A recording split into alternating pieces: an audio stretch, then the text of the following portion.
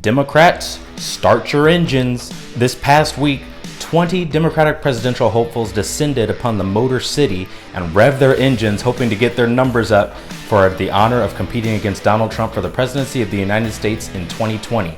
How did they do? What did what went down in Michigan mean for the future of the Democrat Party? And did they get themselves any closer to uncovering a candidate capable of taking down President Donald Trump? We'll get into that and more on The Wright Brothers.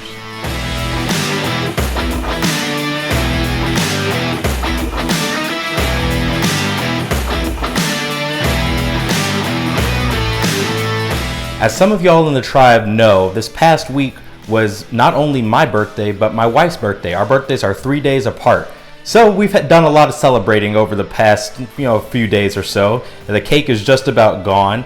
But I did have one complaint about my birthday, and that is that the Democrats decided to schedule night one of their debate on my birthday. So thanks for that non-birthday present, Democratic candidates. It was not the most pleasant way to spend my birthday evening. But nevertheless, I suffered through it for the tribe because I put on for you guys. So let's dive into it. We had 2 heats go down in the Motor City over this past week.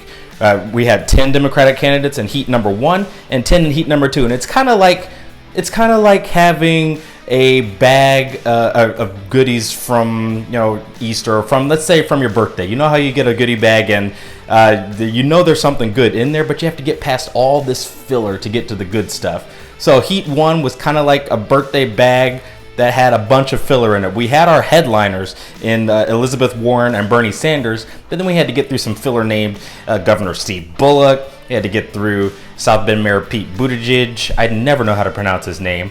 John Delaney, John Hickenlooper, some filler named Senator Amy Klobuchar. We had a Senator Tim Ryan, and we even had an author, Marianne Williamson. Oh, I almost forgot. Our favorite 4th generation Irishman, that is to say, Robert Francis O'Rourke, who, after pandering his butt off in the first round of debates in Miami, seemed a little bit neutered, probably because of some of the backlash from that. Didn't launch into Spanish diatribes this time, and honestly had basically his teeth taken out for the entire night. And his strongest applause break was for supporting reparations. Good luck with that, Beto. But yes, the headliners for night number 1, heat number 1, if you will, on July 30th were Elizabeth Warren and Bernie Sanders. And I don't know exactly how they plan all these things. There's a deep field for Democratic candidates, but it seemed like they kind of had a little bit of a non-aggression pact going on with each other. Neither one went after the other on the debate stage. So they kind of had this Wonder Twins activate thing going on. But they did it with 2 different personality types. You had the old stern socialist in Bernie Sanders, stern trending on angry. He got quite irascible on stage, and this is an act that he's kind of put on before. He's doubled down on it a little bit, and with mixed results. We'll see if it plays well going forward, but it's an image that he's been cultivating since 2016 when he went up against Hillary Clinton. Elizabeth Warren, on the other hand, our favorite very, very white Native American, bless her heart.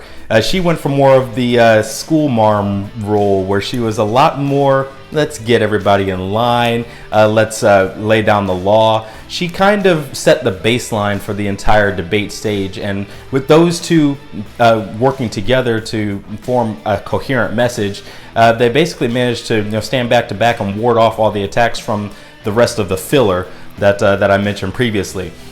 There were several items that they covered in the debate. The first being Medicare for all, and actually this is kind of the theme for the entire night was, how are they going to pay for all the free stuff? We didn't really get into it, but it felt like free stuff was just raining out of the sky. I don't know what the weather forecast was for those 2 nights in Detroit, Michigan, but they definitely didn't plan for the precipitation heavy emergence of free stuff that just fell from the rafters every time these 2 spoke. It was amazing. And the interesting thing was we actually saw kind of a unveiling of a unique strategy for dealing with naysayers. Anytime someone would rebut one of their Medicare for all, or let's just call it free stuff strategies, they would respond with, well, that's a right-wing talking point. That's a Republican talking point. It's relatively brilliant sleight of hand that precludes them from having to answer the original rebuttal and instead shunt every criticism off onto the right instead of dealing with their issues head on. It was something that they were never really called out on, but both of them used that strategy to near perfection. And, I'm honestly thinking about maybe adopting it for my own. Maybe next time my wife tells me to do something I don't want to do, I'll just say, that's a left-wing talking point, honey. I'll let y'all figure out how that might end. And so in presenting such a unified front, Elizabeth Warren and Bernie Sanders basically canceled each other out in the first night of the debates. Neither one of them made a lot of headway necessarily. If you had to pick a winner between the two, I would probably say it would be Elizabeth Warren because she basically chastised her fellow candidates for criticizing Medicare for All and saying, if you're not planning on changing anything, then why are you running for president? It was a brilliant moment, and in a night that had a lot of fireworks, quite frankly. She stole the show even more than crazy, angry Uncle Bernie. Moving on to night number 2, heat number 2, if you will. Got another goodie bag, the post-birthday gift bag.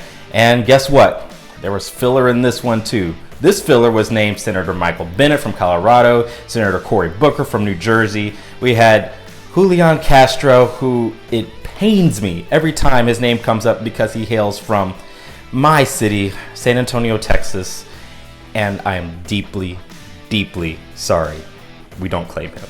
Moving on. We also had everyone's favorite mayor to hate, New York Mayor Bill de Blasio. We had Congressman Tulsi Gabbard, who may or may not have a case against Google and other big search engines for suppressing some of her results. We'll see how that turns out, but we'll get to more on Tulsi Gabbard later. We also had Senator Kirsten Gillibrand, Governor Jay Inslee, and at the very bottom of the filler, we have entrepreneur Andrew Yang, who was waving around a bunch of $100 bills talking about free money. I don't know what that's about. But anyway, headlining night number 2, of course, was former Vice President Joe Biden and Kamala Harris.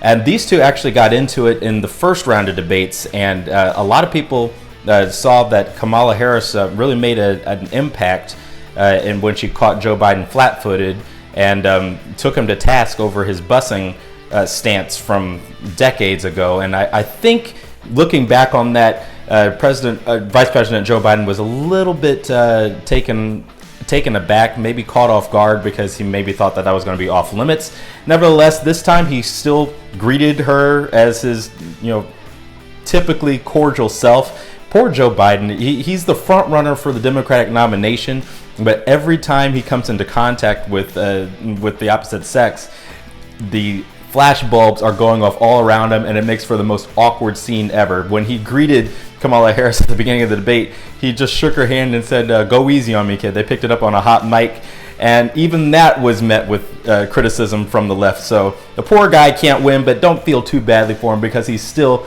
the odds-on favorite to win the Democratic nomination. And honestly, night number 2 didn't have the fireworks of night number 1.